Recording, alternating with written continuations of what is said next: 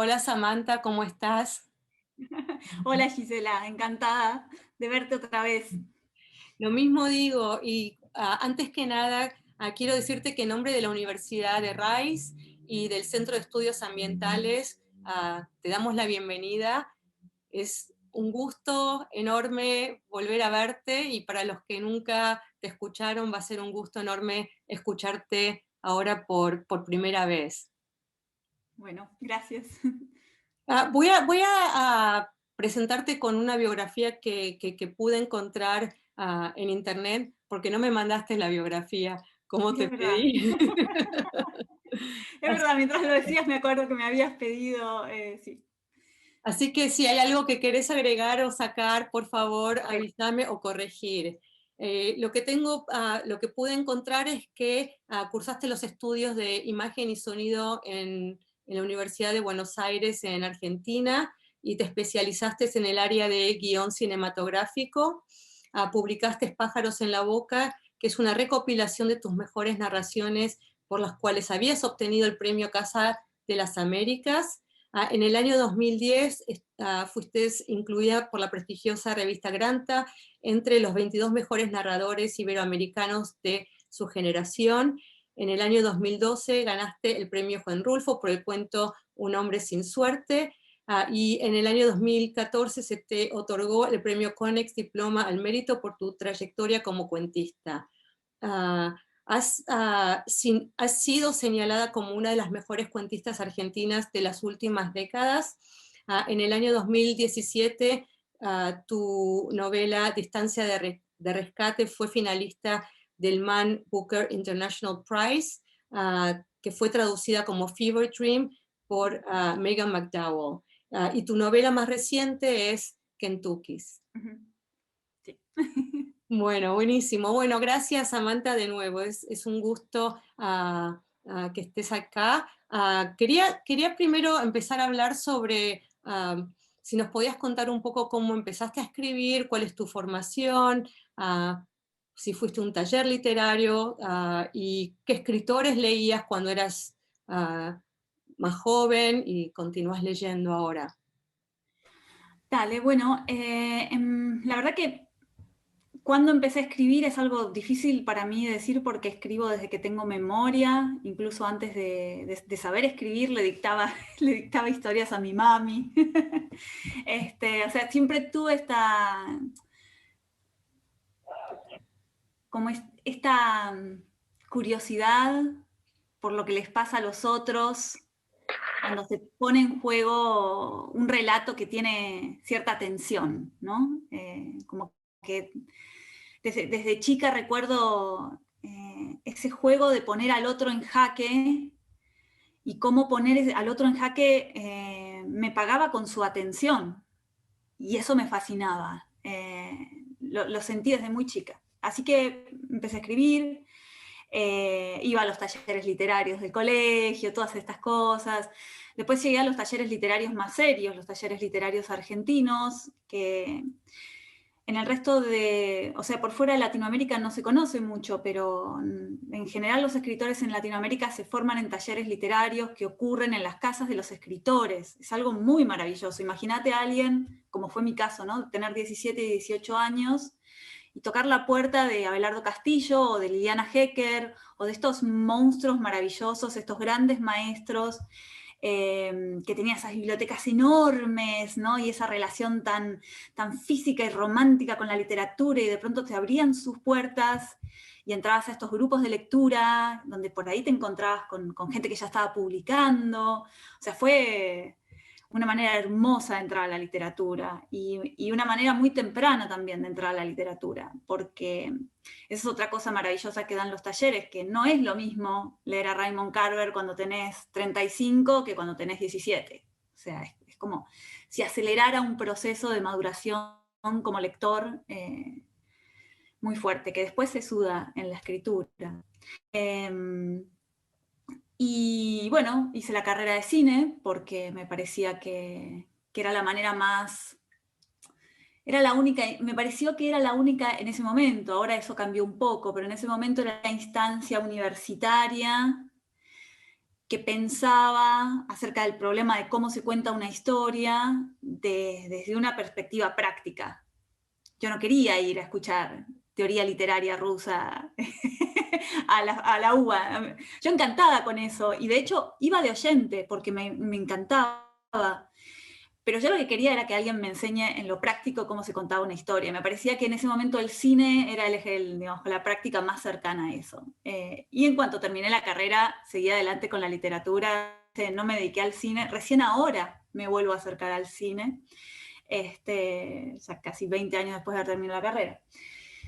Y los autores, me preguntabas por los autores que me formaron o que admiré y por los cuales empecé a escribir. Por supuesto que los primeros fueron los autores del boom que estaban en la biblioteca de mis papás, ¿no? Pienso en, no sé, en Gabriel García Márquez, en Juan Rulfo, incluso las primeras de Mario Vargas Llosa, estos enormes autores de la biblioteca de los padres. Pero después, claro, con los talleres literarios empezaron a venir todos los raros, ¿no?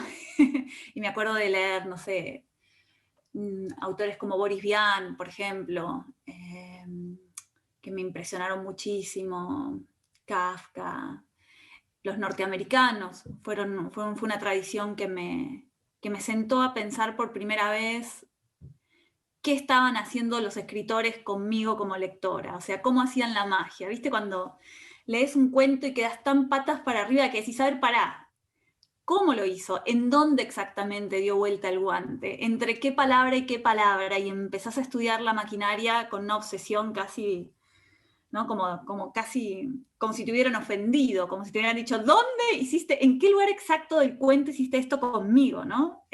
Y eso me pasó con los norteamericanos. Creo que aprendí mucho de esa escuela y que el cruce entre de haberme enamorado de la literatura con los latinoamericanos, pero haber aprendido a escribir con los norteamericanos, creo que ese cruce también describe un poco mi literatura, lo que hago, cosas me fijo, y qué me sigue interesando hoy por hoy, porque hoy por hoy, por ejemplo, hace ya varios años que estoy muy enganchada con una serie de autoras que son norteamericanas, pienso en Kelly Link, en Amy Bender, son norteamericanas, bueno, por supuesto, ¿cómo se llama? Shirley Jackson, que estos son tipas muy norteamericanas en su escritura, pero tienen un trasfondo que casi parece del orden del realismo mágico latinoamericano. Es como, tienen ese cruce con una manera de cruzar lo fantástico en el mundo de lo real, de poner lo fantástico en el mundo de la realidad y no quebrar el realismo, que a mí me parece alucinante. Y en ellas, y en muchos otros escritores y escritoras que giran alrededor de ese tipo de literatura, es lo que estoy leyendo con más atención en estos últimos años. Te iba a hacer otra pregunta, pero de lo que me contestás me dan ganas de preguntarte mil cosas, porque, claro, la idea de la carrera de cine es perfecta para pensar cómo poner en práctica estas historias, ¿no? Y sobre todo si estamos pensando en que te especializaste en guión, ¿no? Y ahí creo que ahí hay una forma de una obligación de poner a los personajes a que hablen, ¿no? Que es algo importante. Me parece que es importante porque yo estudié teatro también de joven y me acuerdo que una de las cosas que había aprendido era que los actores, cuando vos estás haciendo la obra, nunca están sentados hablando, están haciendo algo, ¿no? Hablan y hacen, ¿no? Que Qué es como, hermoso eso, sí, sí. es como que el verbo, ¿no? Te obliga, ¿no? A moverte, que es algo que necesitas para no estancarte Claro, y generar solamente un monólogo. claro. Hay algo muy atractivo en la acción para el que mira, ¿no? El estar haciendo cosas, que es muy americano, o sea, pero no es acción por acción, o sea, yo me acuerdo cuando entendí, por ejemplo, me costó, hablábamos de Carver, ¿no? A mí me costó mucho entender qué era exactamente lo que estaba haciendo Carver, hasta que entendí que lo que estaba haciendo esa tradición en particular, no solo Carver, parecía que sus cuentos fueran acción por acción y que lo único que estuviera pasando fuera acción, esta cosa que decías vos de los personajes deben actuar, ¿no? Y lo que actuaban eran cosas muy básicas, no sé, ponían la tetera en el fuego, abrían la puerta, atendían el teléfono, ¿no? Decís, ¿por qué? Pero lo que entendí es que a mí me obligaba como lectora a tomar un montón de decisiones. Es decir, por ejemplo, un autor podría decir, el personaje es alto, es de día, camina torcido, la cocina se ve llena de artilugios colgados por todos lados. Carver solamente va a decir, cruzó el pasillo. Y a un lector desprevenido, decir cruzó el pasillo le puede parecer la frase menos poética, potente y más aguada del mundo. Pero hay una cosa que es maravillosa, que es que cuando un autor dice cruzó el pasillo, hay un lector que tiene la libertad de tomar un montón de decisiones. Si yo digo cruzó el pasillo, ¿quién? ¿Pensás quién? ¿Elegís un momento del día? Quizá tomás esa elección de una manera muy abierta, pero en algún punto decidiste si era de día o si era de noche, si era alto o si era flaco, si se llevaba un jean o estaba desnudo. No te das cuenta, pero todas esas decisiones como lector las estás tomando. Y eso es lo maravilloso de la lectura y de la literatura, que Rebecca Solnit tiene una frase que a mí me encanta. Ella dice que cualquier buen libro es un corazón que late en el pecho de otro. Y es eso, o sea, es maravilloso. Son dos personas pensando juntas. Entonces, lo que hace la acción de por sí, ver solamente un personaje poniendo una tetera, sobre todo mucho más en la literatura que en el teatro o en el cine, está obligando al lector, está invocando en la cabeza del lector un montón de decisiones que el lector no puede no dejar, no puede no tomar. Y ahí es donde todo empieza como a marchar, es hermoso. ¿No? Y sobre todo pienso en teatro o en el guión, ¿no? Donde estás hablando, no estás describiendo, no hay una tercera persona, no está el cruzó el pasillo, sino que estás hablando en una primera persona, ¿no? Y hay una segunda o no, si es un monólogo, pero Por lo cual eso también activa el juicio del lector, porque el lector dice, confío en esta primera persona, o sea, lo que dice es lo que es, o está diciendo, o sea, exacto. no. Hay que reponer, ¿no? Hay que reponer ahí toda esa información que no está a veces descrita, ¿no? Incluso cuando lees la obra de teatro es un espacio puede ser bastante vacío, ¿no? Y todo lo demás está ahí un poco como disponible para que el director o el lector, ¿no? Lo vaya como recomponiendo según su propia visión. No, me parece fantástico y creo que los norteamericanos, sobre todo con la idea del minimalismo, ¿no? De la acción, como mencionabas, de Carver, es fundamental. Y algo que te escuché en alguna otra entrevista y probablemente cuando te entrevisté, ¿cuándo fue? ¿En el 2017? No me acuerdo. ¿Cuándo estuviste en Houston? No me acuerdo, pero fue, sí, 2 o 3 años atrás, yo Sí, diría ya. fue Sí, sí. pre-COVID seguro. Pero hay Sí, algo sí, sí. que me parece súper interesante cuando te escucho, que tiene que ver con ese interés que tenés en, en revelar y, y descubrir, ¿no? Esa maquinaria que está detrás de la escritura. No todos los escritores tienen ese interés como mencionabas antes, ¿no? ¿Dónde da la vuelta el guante?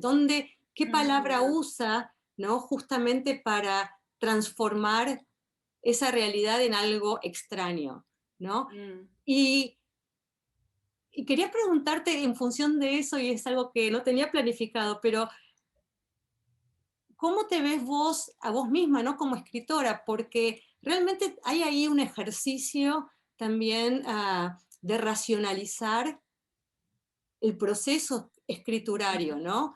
Que muchos autores no tienen. Hay escritores que escriben de una manera mucho más o impulsiva o un poco más espontánea, podría decir, que no planifican tanto a priori, ¿no? Cómo van a ir construyendo. Y hay otros que sí, obviamente, ¿no? Pero en ese sentido, ¿cómo te ves vos a vos misma, ¿no? En cuanto a una escritora que va como hacia el backstage, ¿no? Que está Mm, detrás y está delante de la escena, tratando, ¿no? De ver mm, exactamente dónde, cuándo subir el telón, y sigo usando la mm. metáfora del teatro, ¿no? Cuándo bajarlo Bien. y mirar a los espectadores, cuándo se sorprenden y cuándo no se Ujú. sorprenden.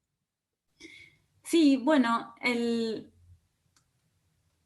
sí, me doy cuenta que tengo como dos grandes instancias de lo que para mí es el proceso de escribir, ¿no? O sea, y la primera instancia, que es la escritura, en donde me siento y escribo, a pesar de todas estas cosas que digo y que pienso, sigue siendo una instancia absolutamente intuitiva. Eh, no tengo tan claro a dónde voy, no tengo tan claro cómo lo voy a hacer. Sigue siendo una sentada desde la ingenuidad, porque bueno, primero porque así me sale, porque así lo hice siempre, pero también porque me parece que siempre, a ver, si sé demasiado, me aburre mucho hacerlo. Saber demasiado es un peligro, porque realmente si lo sé todo, ¿para qué lo haría? Bueno, para los otros sí, puede ser, pero ya no da tantas ganas. O sea, lo más bonito es sentarte sin saber exactamente hacia dónde vas. Hacia dónde vas en realidad lo sé, voy hacia un estado anímico, hacia una emoción muy particular. Eso sí lo tengo claro. Todo lo demás, lo argumental, los recursos, los personajes, todo puede variar de un momento al otro y es todo muy intuitivo. Y eso lleva a un primer borrador. Y ahí es donde entra el director de orquesta o de teatro, como decís vos, ¿no? Ahí sí es como que me cambia el chip y una vez que tengo el primer borrador, sí me vuelvo más calculadora y, y mucho más atenta a qué pasos está dando, dónde está pisando el lector en cada esquinita del relato, dónde se puede tropezar, dónde quiero que se tropiece y dónde no.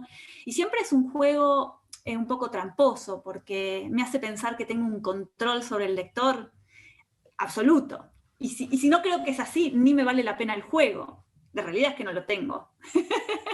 Pero me gusta jugar a eso, me gusta hacer todo ese cálculo. Y entonces no es una corrección, es casi, o una edición del texto, es casi una reescritura. Es como si reescribieras, es como si el borrador te diera todas las cartas con las que te vas a manejar y lo que hicieras en la reescritura es volver a juntar las cartas y tirarlas sabiendo qué cartas tenés en mano, ¿no? Puede cambiar muchísimo un borrador al texto final. Pero sí confío en que la primera sentada tiene que ser intuitiva. No se puede escribir desde el cálculo, me parece. A mí no me sale. Es me da la impresión, es más como un trabajo artesanal, ¿no? Primero sale esa, Mm, ah, ese, esa necesidad de contar algo, ¿no? Esa mm, atmósfera que tenés, y de pronto, una vez que ya lo tenés, que ya está ahí, que ya le has dado a luz de algún modo, ¿no? Hay como un trabajo, ¿no? Como más de carpintería, más de, digo artesanal porque me da la impresión de que uno empieza a mover piezas, eh, sí, me gusta empieza como esa. a lijar, a limar un poco acá, ¿no? Como una especie de escultura, algo así. Sí. Y además porque el artesanal también tiene que ver con la idea de que hay tradición y hay ideas de cómo se hacen las cosas, pero no hay método en realidad. Todo tiene mucho que ver con la pieza que estás trabajando en ese momento, ¿no? Totalmente. Ah, Samantha, y quería preguntarte, cambiando un poco de dirección en la conversación, estamos en un momento donde hay una especie de emergencia de escritoras, mujeres, increíble, ¿no? Es un momento bastante bueno para las escritoras. Y quería preguntarte si te sentís identificada con algún tipo de movimiento o grupo de pertenencia, sea tanto por lo generacional o por una cuestión de género o por ambas? Mm. Em, sí, me siento parte sobre todo en pequeñas decisiones que de manera tácita hemos ido tomando las autoras, no sé, por ejemplo, parecen tonterías, pero creo que a la larga son importantes. Me acuerdo hace 4 o 5 años atrás se conversó de manera tangencial, como en distintos grupos, pero empezó a circular esta cosa, esta idea de dejemos de participar en cualquier evento en donde otra vez estemos aisladas. No aceptemos mesas donde somos todas mujeres, no aceptemos publicar en un libro que sea solo de escritoras, mujeres. No somos un grupo. La otra mitad de los narradores de este mundo, digamos. O sea, porque en un momento eso parecía ayudar, pero en realidad lo que hacía era mantenernos aisladas, ¿no? Y cuando todas siguieron esa doctrina, o la gran mayoría, enseguida se desajustó esa idea de que había que hacerlas, ¿no? Por darte un ejemplo muy pequeño, ¿no? Entonces, en ese tipo de cosas siento que sí hay como un acuerdo que me hace sentir un poco en una suerte de tribu, un pensamiento muy, muy sensato, tranquilo, inteligente, también de cómo hacer que esto que sí es una ola, o sea, da esta sensación, ¿no? Como ahora está de moda la literatura escrita por mujeres. Puede ser, pero no es una moda pasajera en todo caso, es lo que escribe la mitad de la humanidad, son mujeres y escribimos. Entonces, como tratar sí, no sé, como de ir tranquilas por ese camino y concentrarse en la buena literatura, y no tanto en quién está haciendo qué. Me parece que hay ahí como un pensamiento de todas de, no, tranquilas, ¿no? O sea, y eso me gusta mucho. Y a la vez un apoyo, me parece, muy importante. No, sí.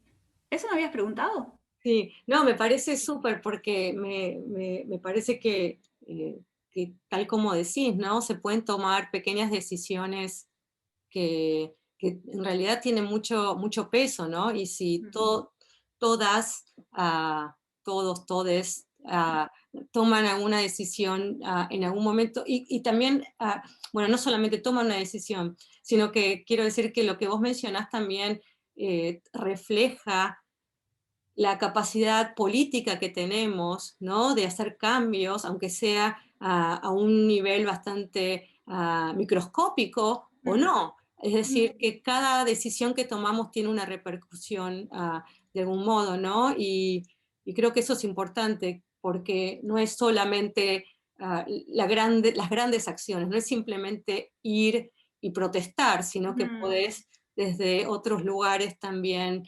generar estos gestos, ¿no? Claro, Que van a tener un alcance. claro. Y la otra pregunta que te quería hacer era en relación al cambio de género, ¿no? Trabajaste muchísimo los cuentos y de pronto decidís escribir una novela, ¿no? Que es otra técnica, es otros mecanismos, ¿no? De escritura, métodos, si hay métodos. Entonces la pregunta es, ¿qué fue lo que te motivó a pasar, ¿no? Por primera vez con distancia a la novela? Y si te resultó difícil, ¿cuáles fueron tus desafíos, ¿no? Pasar de un género como el cuento, ¿no? Que es bastante diferente al de la novela.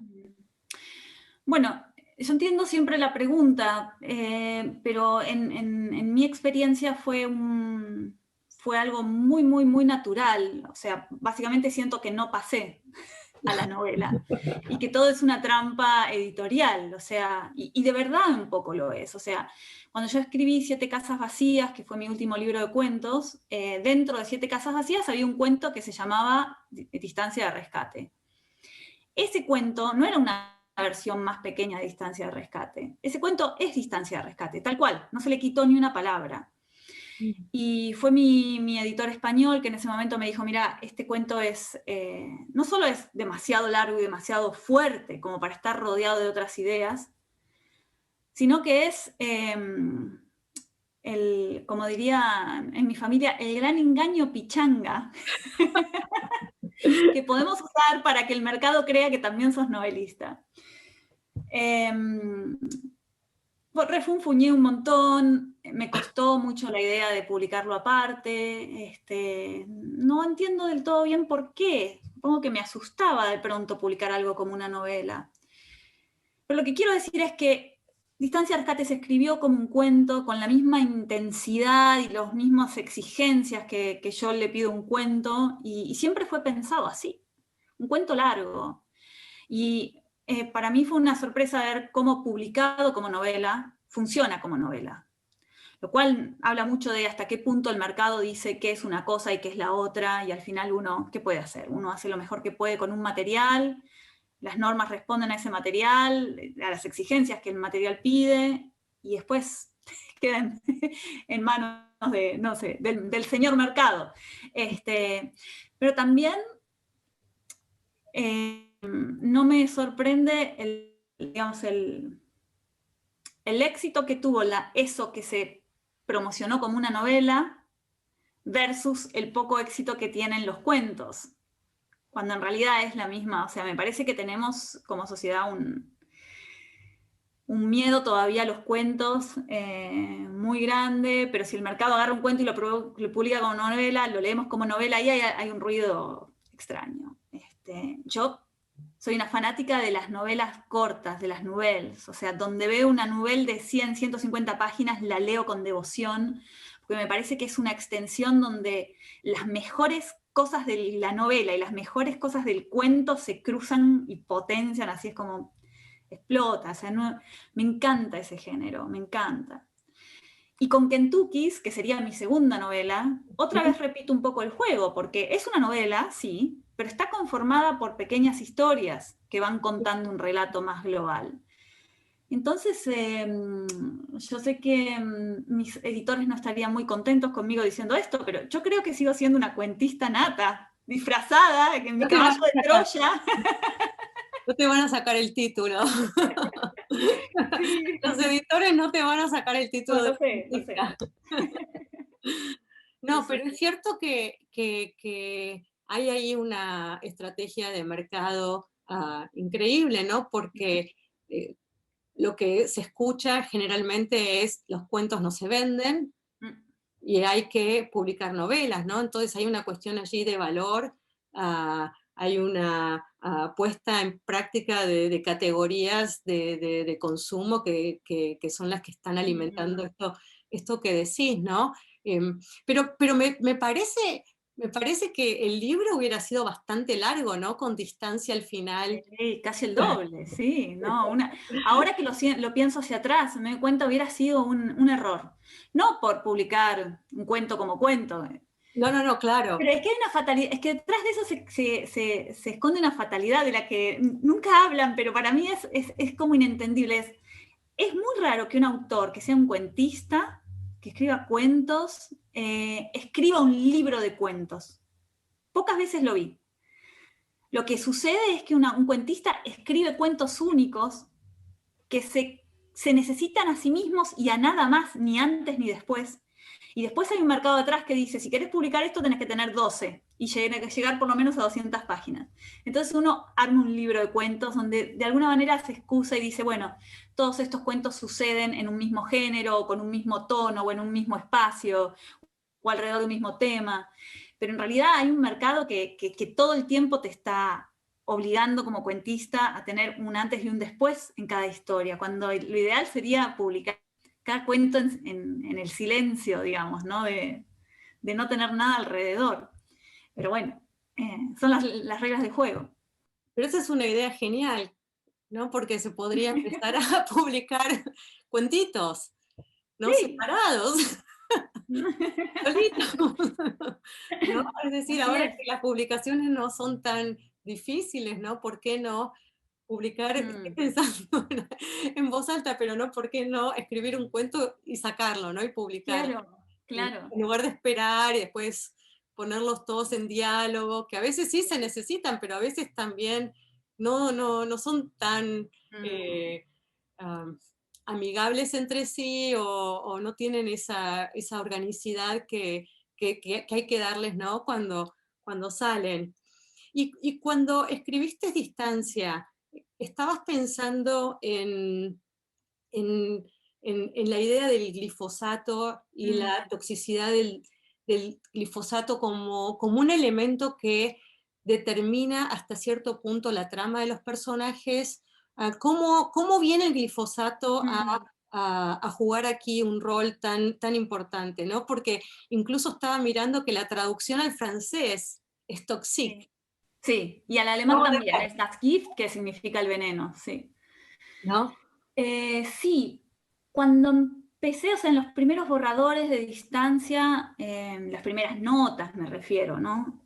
Cuando empecé a pensar en los personajes, en la historia, todavía el glifosato no había aparecido, pero ya había en mi cabeza un ruido enorme alrededor del tema como ciudadana argentina. O sea, era algo que me preocupaba, algo que estaba leyendo, algo que me daba miedo realmente. O sea, me hacía preguntas como, ¿pero yo estoy comiendo esto? O Ujú. sea, como que sentía que si me ponía a pensar las cosas y a atar cabos con cuidado, tenía esta gran pregunta de ¿hasta qué punto yo estoy involucrada en esto día a día? O sea, y me está dañando. Era como una cosa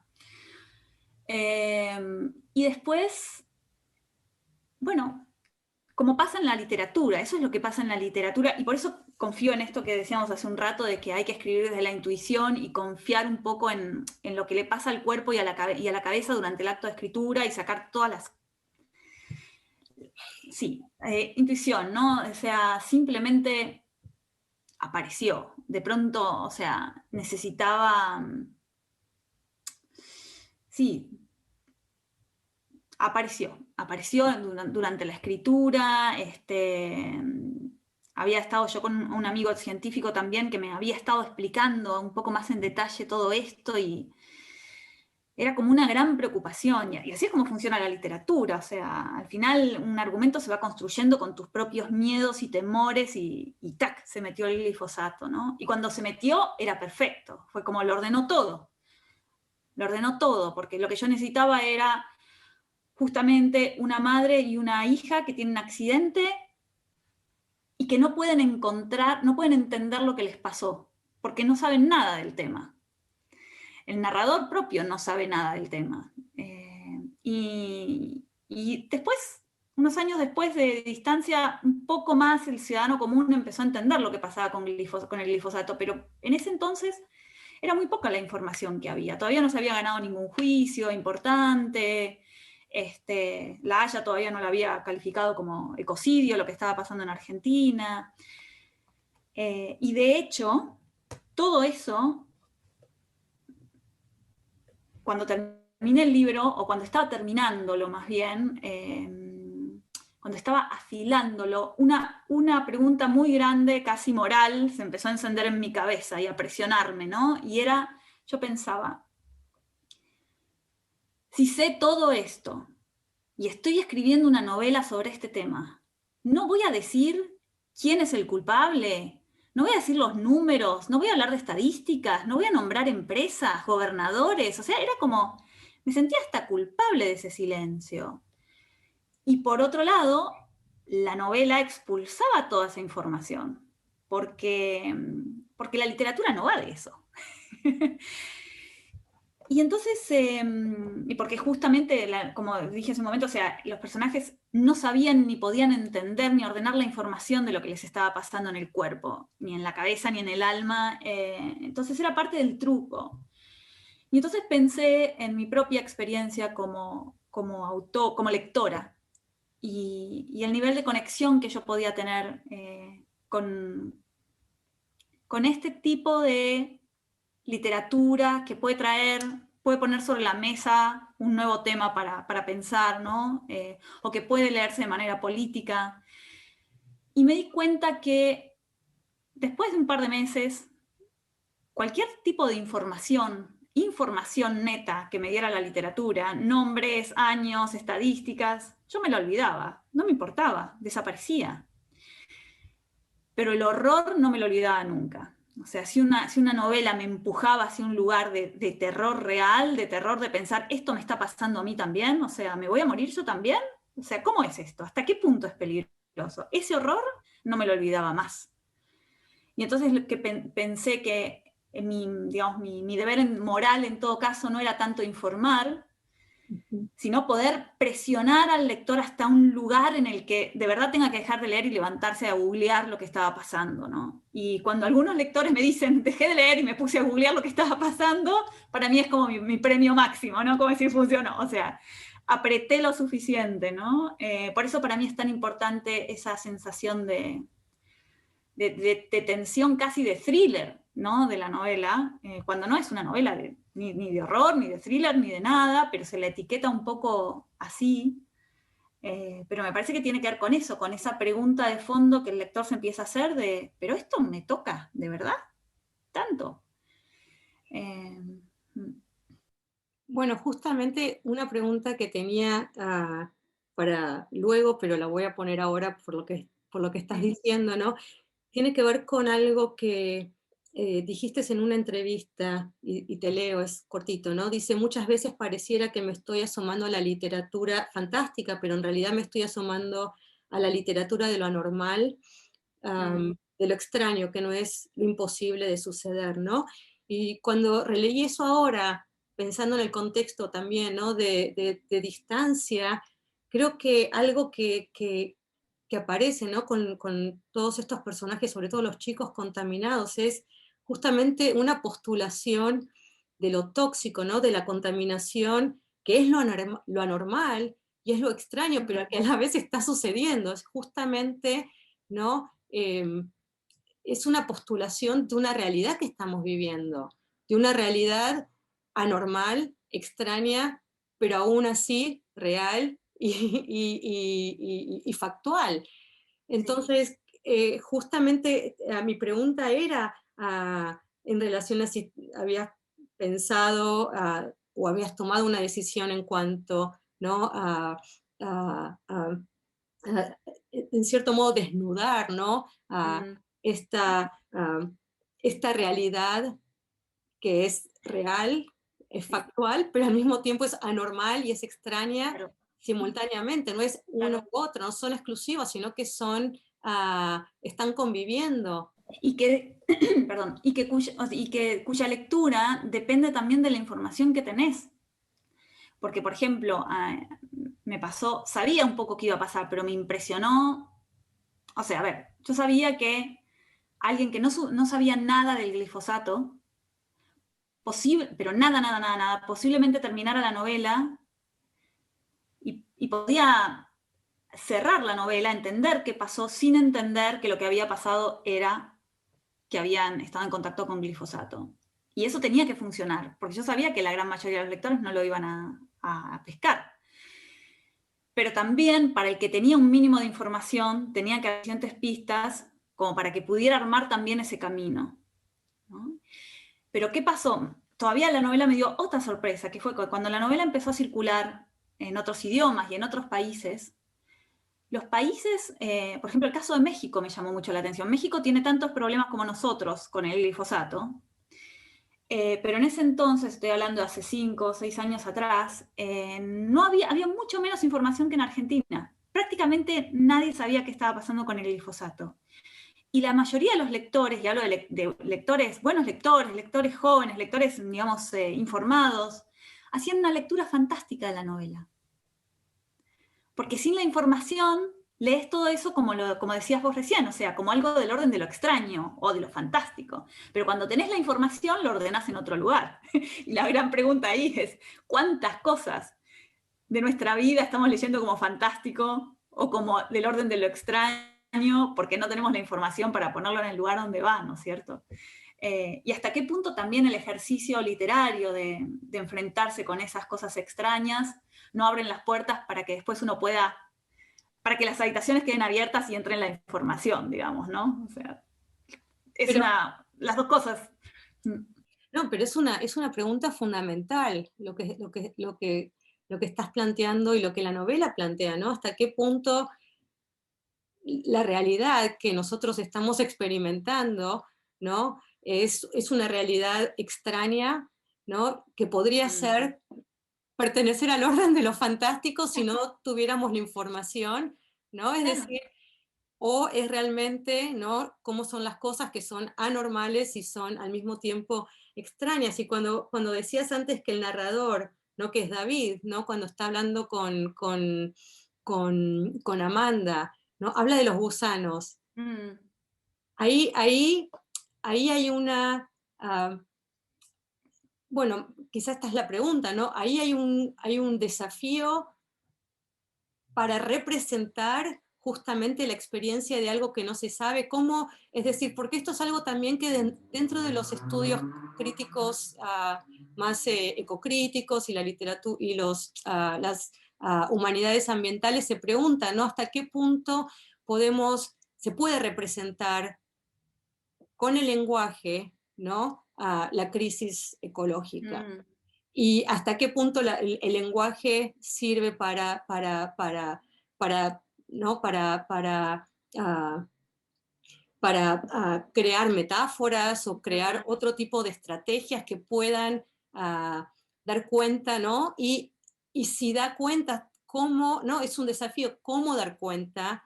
Sin caer, ¿no? En un relato que sea moralino, ¿no? mm, O lo que vos decías antes, que mm, sea números y estadísticas, ¿no? Porque justamente lo que tiene de bueno la novela, uno de los grandes hallazgos y logros es que uno lo lee y se horrorifica mm. y se queda con esa imagen, ¿no? Por días y meses. Entonces, ¿fue para vos un desafío buscar las formas de representar esto en el lenguaje, siendo que es algo tan difícil de representar o incluso, en cierto modo, irrepresentable? Mm, mm.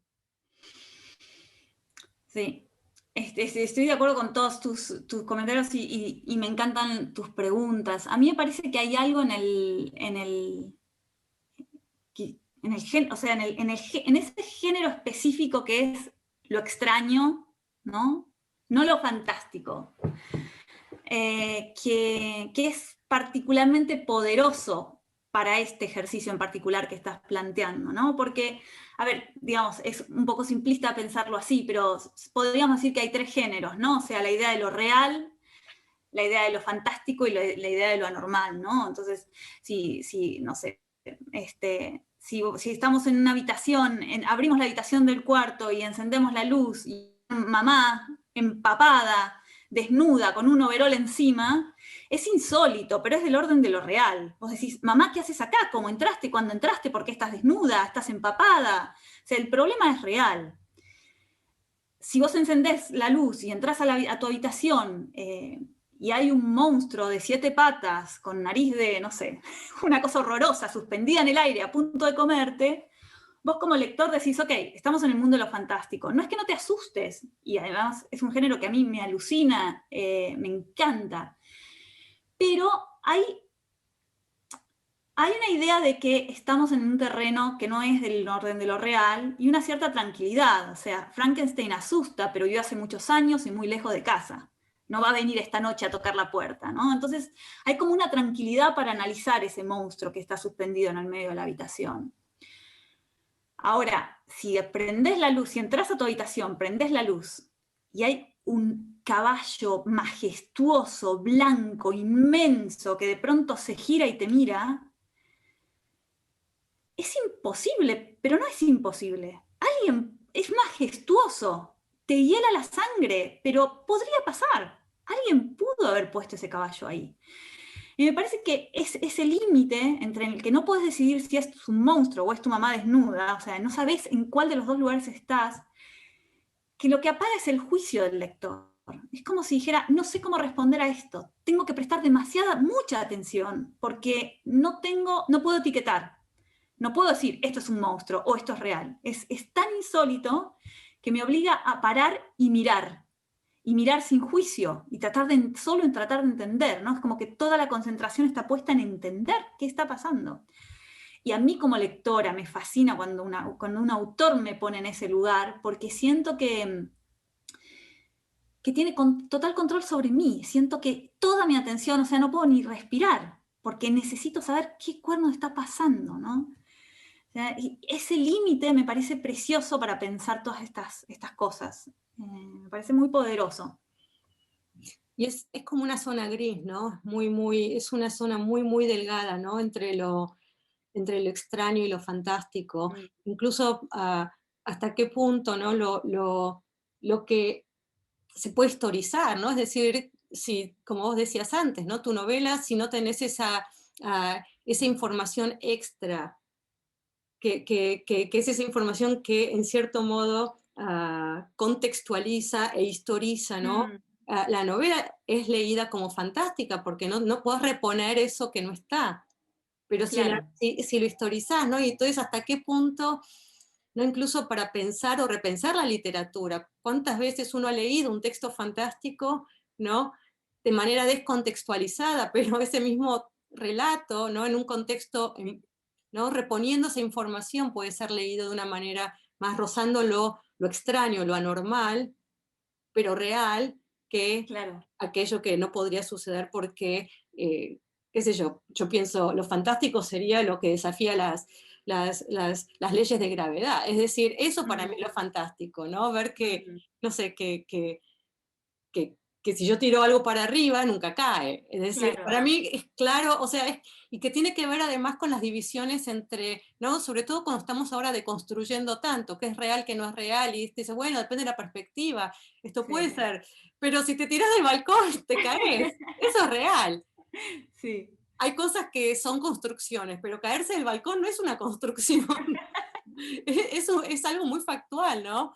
Entonces me parece que dentro de la literatura jugar con esa línea Mm, entre un campo y otro es súper interesante y en el caso de tu escritura lo lográs muy bien porque tengo que confesarte que con muchos de tus cuentos he parado, ay, eh, Un hombre sin suerte, o la historia con los chicos que están los abuelos mm, desnudos sí. y que desaparecen.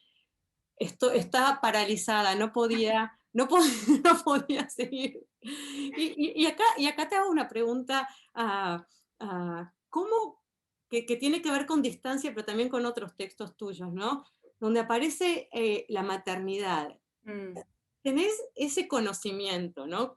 Como podés transmitir lo que una madre puede mm, sentir, ¿no? Cuando un hijo se distancia, cuando va y vuelve, ¿no? Ese hilo, que es algo con lo cual uno se identifica, por lo menos para mí como mamá, me identifico de una manera directa, ¿no? ¿Cómo lograste, si lográs,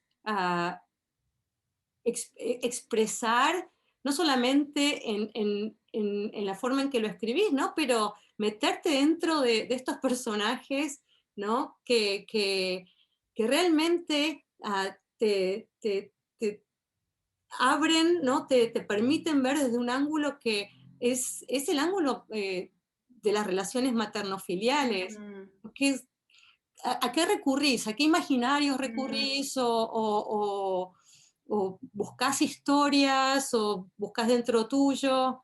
mm. Bueno, hay un espejo importante que es que no soy madre, pero hace 43 años que soy hija. Y cuando alguien tira de un lado, del otro lado es tirado. O sea, es como, es un vínculo tan estrecho madre-hijo que basta sentir los tirones y pensar cómo será del otro lado para ya obtener un montón de información, ¿no? Y también porque eh, las, digamos, la relación digamos, la idea de lo materno no está anclada solamente a la relación entre una madre y un hijo. La idea de la distancia de rescate no está anclada tampoco ahí, ¿no? Yo entiendo perfectamente que no es lo mismo, pero cómo yo, por ejemplo, puedo sentirme responsable y y tantas otras cosas. Responsable, digo, pienso por ejemplo en mi relación con mi hermana menor. Tantas veces me he sentido responsable, tantas veces me he sentido culpable por querer matarla en mi infancia, ¿no? Cuántas veces me he sentido tentada de iba a decir lastimada, después me pareció políticamente incorrecto, pero no, lastimarla, esta cosa que tienen los niños de ver hasta qué punto le duele al otro el daño que uno puede infligir, ¿no? Y en la infancia uno hace eso con los hermanos. O he tenido mascotas. Me acuerdo una vez, son cosas muy pequeñas, muy tontas, pero llevé a mi mascota por primera vez en mi vida a que la pelen, porque hacía mucho calor y tenía mucho pelo, y cuando me la devolvieron, la revisé toda, y en una esquinita la habían lastimado. Lo que sentí ese día, no sé, yo pensaba que iba a ir a incendiar la veterinaria. O sea, yo pensé, esto es la maternidad, así duele la maternidad. O sea, yo me cruzaba ese día con el tipo que lastimó a mi perro, le hice una marquita nomás, pero mi odio, mi bronca, mi culpa, mi sensación de que algo horrible había pasado, de que el perro se había sentido muy asustado y yo no había estado allí. O sea, era una cosa, una oscuridad que dije, wow, ¿qué es esto, no? Entonces, todo eso es maternidad también, son puntitas de la maternidad, y uno va tomando todas esas cosas y va construyendo una idea de cómo debe ser madre, ¿no? Y porque también para el que le toca escribir, no sé si para todos los autores es igual, pero mi propio ejercicio de la escritura se trata también de tratar de entender todos los espacios y los lugares y las circunstancias que me asustan. Yo escribí Distancia con la gran pregunta, a mis 35, 36, con la gran pregunta de, ¿quiero ser madre? ¿Qué tan doloroso puede ser madre? ¿Cuánto me puede lastimar? ¿Puedo sobrevivir a esto? Entonces, para mí, uno de los ejercicios de escribir Distancia fue como ponerme en esos zapatos y ver cuánto dolía todo, ¿no? Sí, cada novela tiene, o cada libro tiene también como una pregunta escondida que tiene que ver con mis propios procesos, ¿no? No, es interesante lo que decís, y algo que decías de tu mascota cuando la llevaste al veterinario, me da risa porque me hace pensar respecto a una escena en Distancia, que es la escena donde se envenenan, ¿no? Que es justamente algo que en general al lector le llama mucho la atención, porque es en ese momento tan pristino, ¿no? De la naturaleza, donde parece tan como inofensiva, donde hay como una especie de calma, se sientan bajo un árbol, el pasto está verde, y ese es el momento en el cual uno menos se imagina, ¿no? Que tiene que ver también me parece, de nuevo, con esto que decías antes, ¿no? Esta falta de información, que uno confía en que esos espacios son espacios seguros y terminan siendo los espacios más vulnerables. Y que una madre está cuidando a su hija, ¿no? Con este hilo, ¿no? De la distancia, y en el momento en que están cerca, una al lado de la otra, se contagian. Sí.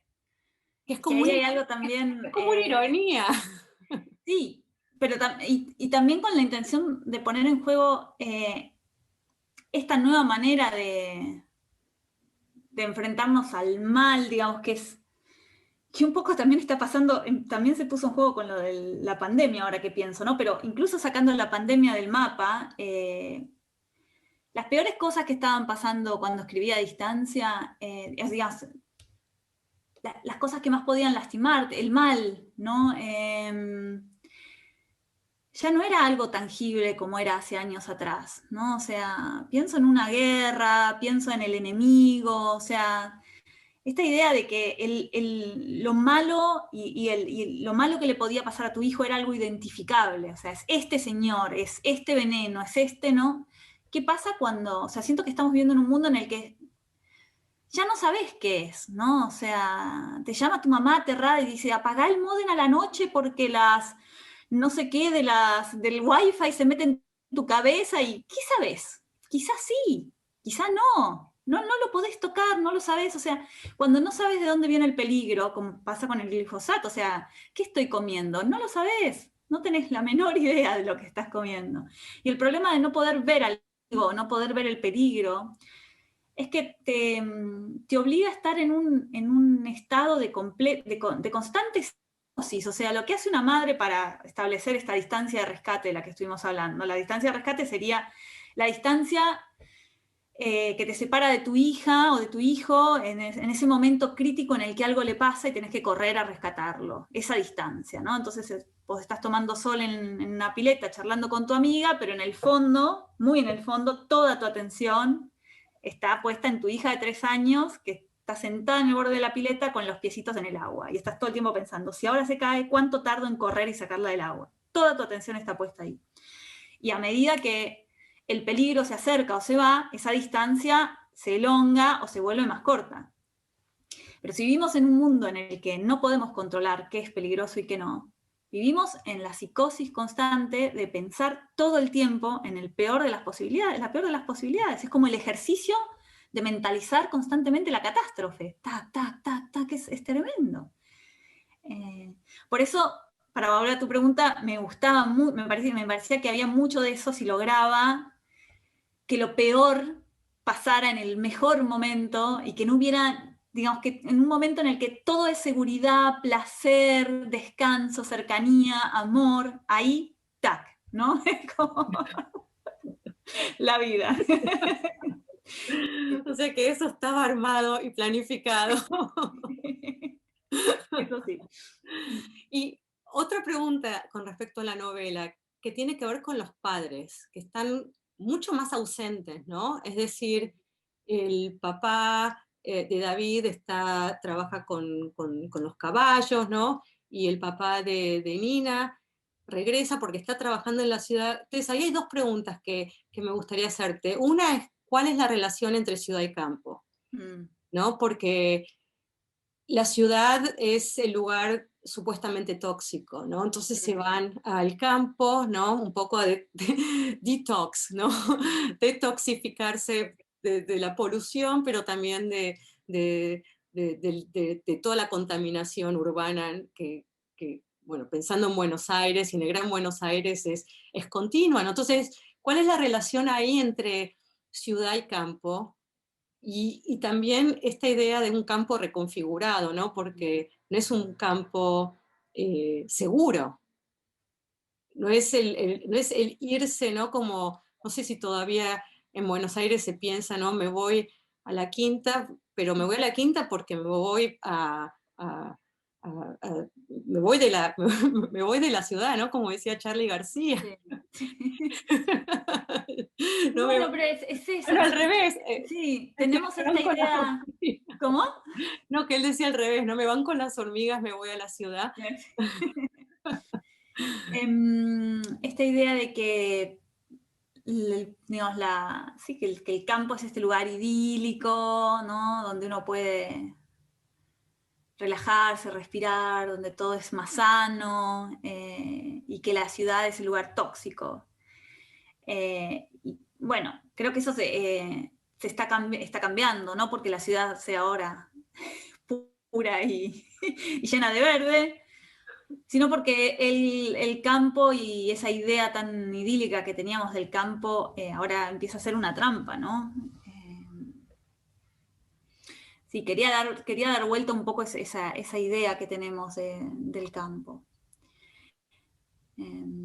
Y la relación con Porque en el campo es donde pasan también las atrocidades más grandes con el tema del glifosato. O sea, yo me acuerdo, hay en la novela un par de escenas sobre unos chicos que están, creo que son unos 100 y pico de chicos que están con una escuelita, que los cuidan durante el día y son deformes. Este tipo de cosas son las que, por ejemplo, los mexicanos leían como de ciencia ficción, digamos, ¿no?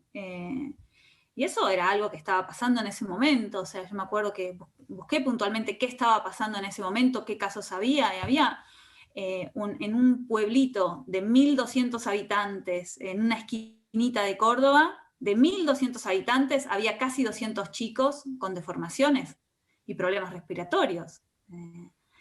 Eso en la ciudad no se ve, no se ve, eso estaba en el campo, ¿no? Escondido en esta idea de belleza y de placer y de pureza. Y escondido en lo abierto, que eso es lo más Sí. interesante, ¿no? Es decir, En el campo no se ve porque los ojos de los porteños no están puestos ahí, y lo que el porteño no ve pareciera no existir, ¿no? y Por ahí eso también me sí, interesaba esa mirada del padre, o mejor dicho, esa no mirada del padre, o sea, ese porteño que va, que no solo no puede entender lo que pasó, no entiende qué le pasó a su mujer y a su hija, no puede entender lo que está pasando en ese momento, o sea, no puede ver a su hija en David, o sea, no puede entender lo que pasó, no puede entender, no puede leer lo que está pasando en ese momento y no puede ver el futuro, y por eso el final, ¿no? Con esto de dar la espalda al campo y de que esta idea de que todo está a punto de encenderse, ¿no? No puede ver para ninguno de los tres lados, está absolutamente obnubilado, que es lo que nos pasa un poco cuando, o a mí por lo menos como porteña, a mí me cuesta mucho leer el campo. Leer, sí, sabemos muy poco, vamos ahí, lo disfrutamos, comemos un asado, pero no lo podemos leer, es algo que no podemos decodificar, no somos capaces de entender si algo está bien o está mal, es muy inquietante. sí, responde otras reglas, ¿no? Sí. Como eso es una cultura que se ciñe a sus propias normas, pero al mismo tiempo me parece que quizá en la ciudad estamos bastante enceguecidos, ¿no? Como que tampoco tenemos una gran voluntad de ver lo que está pasando en el campo, ¿no? Entonces pensamos en el campo como refugio, pero cuando, cuando ese refugio se invierte, nos vamos corriendo, ¿no? Y le damos la vuelta. Eh, es muy interesante esto, pero también al mismo tiempo hay toda una emergencia, ¿no? También de novelas que están transcurriendo ahora en el campo, en Argentina, ¿no? Que, por ejemplo, pienso en Selva Almada, eh, no sé, Ariana Harwicz, que también escribió no en el campo argentino, pero en el espacio campestre, por así decirlo, Sí. ¿no? Entonces hay quizá como una necesidad de tratar de entender un poco más el campo o de transferir quizá ciertas experiencias. Quizá hay una saturación, no sé, estoy especulando, pero no sé si eso es algo que te interesa, ¿no? Como mover un poco el ángulo de la cámara, ¿no? Y buscar una especie de escenario que sea diferente al de la ciudad, incluso pensando en esta saturación, ¿no? De textos sobre ciudades. Sí, no, qué interesante. No siento que sea algo que haya hecho adrede. Salió naturalmente y supongo que salió porque el tema lo pedía. No sé si no hubiera podido contar esta novela en la ciudad. Pero también no puedo hablar por las demás que nombraste. Bueno, Selva nació en provincia, y Ariana vivió muchos años en el campo, la campiña francesa.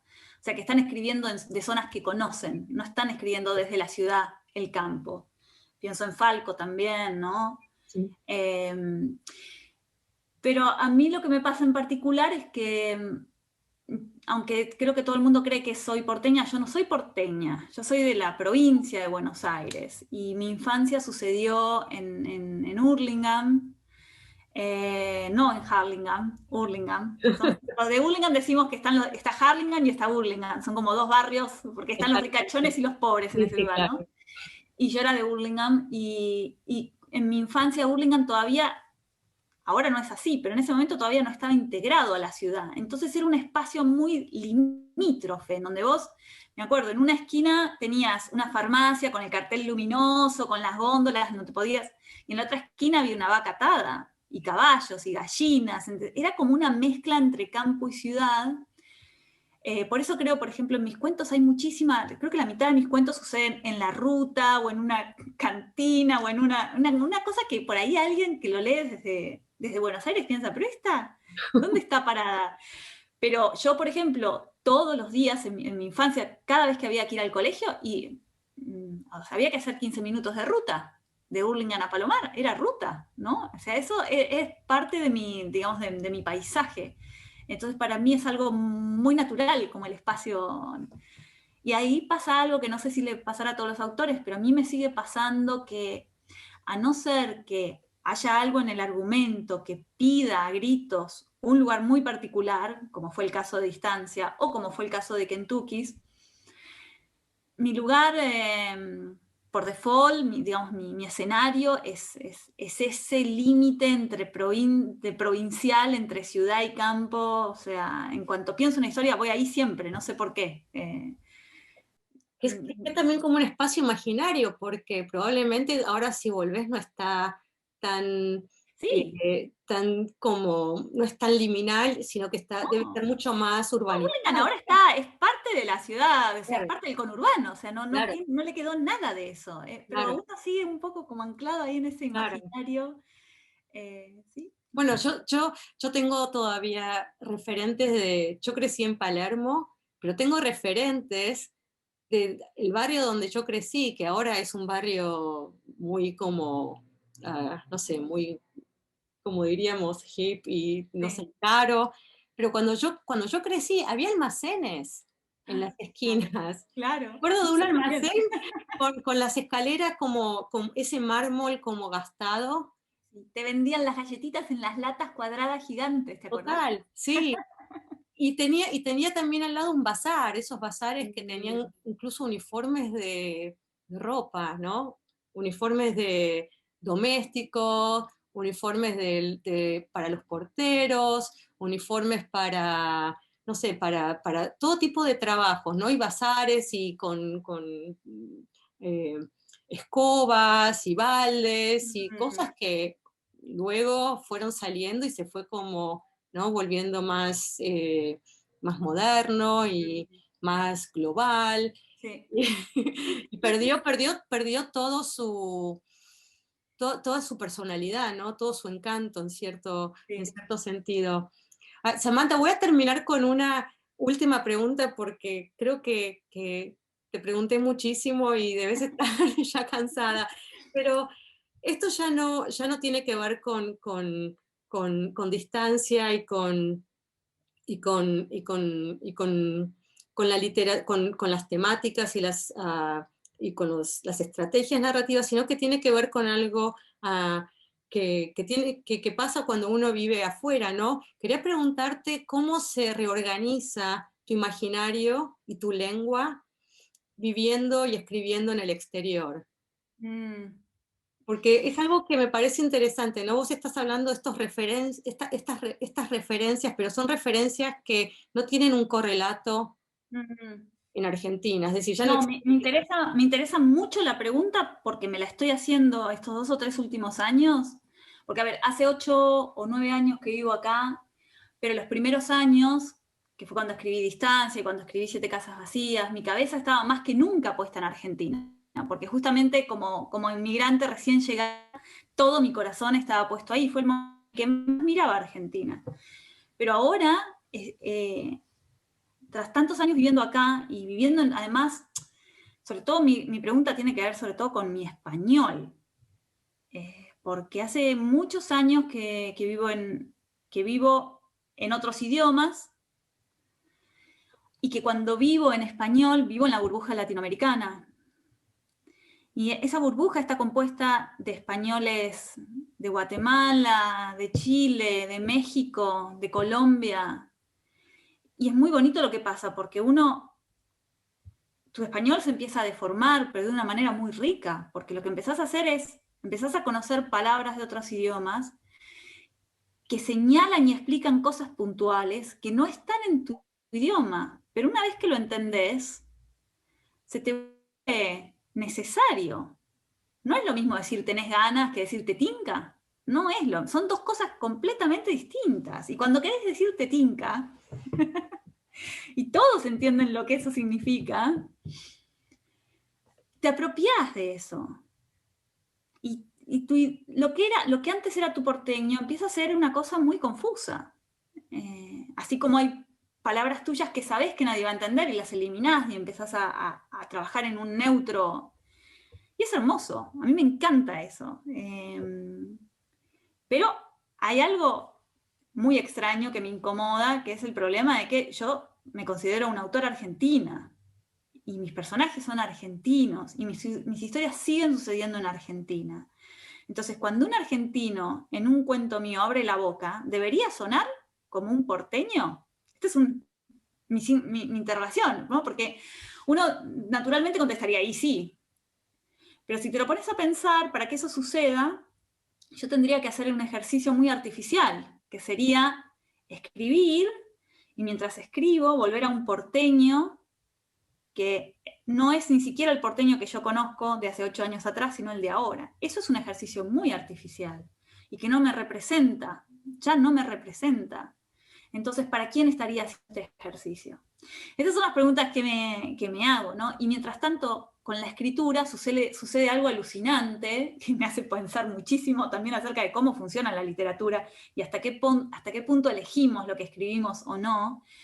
Y es que las 3 o 4 últimas cosas que escribí en sus propios argumentos, cada una contiene una excusa para que no sea necesario ir a ese porteño. Porque los personajes no viven ahí, porque el personaje está muerto, porque en realidad sucede en una ciudad europea, porque es un argentino, pero hace muchos años que no está. Es como si sola, no lo hago es intuitivamente que sucede. Y miro hacia atrás y digo, qué cosa rara estoy haciendo. O sea, ¿no? Es como, no sé, me inquieta y a la vez me interesa muchísimo, porque siento que me lleva a un territorio que es un territorio que no conozco, que hubiera sido impensable para mí, si hubiera tratado de pensar en qué hubiera estado escribiendo en 5 años atrás, ¿no?